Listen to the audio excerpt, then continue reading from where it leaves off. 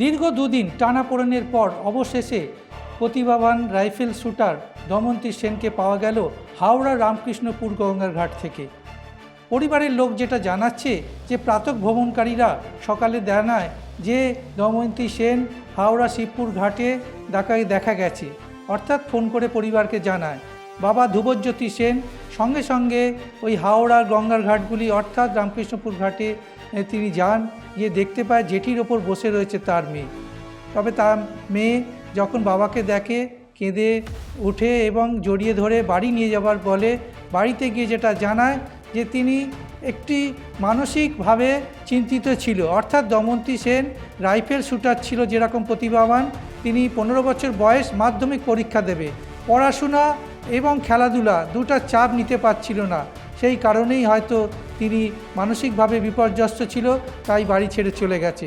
হাওড়া স্টেশনে সিসিটিভি ফুটেজে দেখা গেছে, প্রায় প্রত্যেকটি স্টেশনেই দেখা গেছে সিসিটিভি ফুটেজে, এবং শ্রীরামপুরে অর্থাৎ মহেশের রথের কাছে ঘোরাঘুরি করতে দেখা গেছে।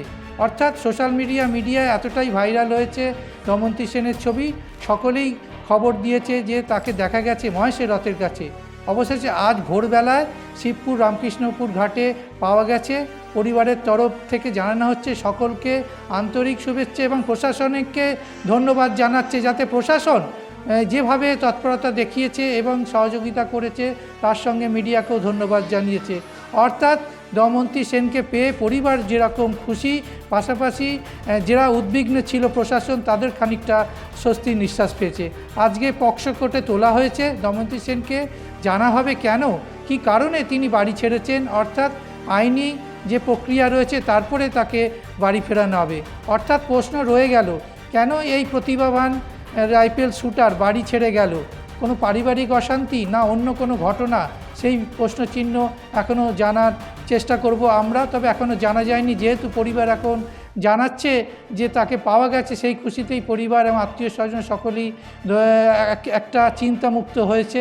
কিন্তু রহস্য রয়ে গেল কেন এই প্রতিভাবান রাইফেল শুটার হঠাৎ করেই বাজার করতে গিয়ে তিনি চলে গেলেন, এবং তাকে সিসিটিভি ফুটেজে দেখা গেল হাওড়া স্টেশন এবং শ্রীরামপুর স্টেশন মহেশের রথের কাছে, এবং নিজেই ফিরে এলেন।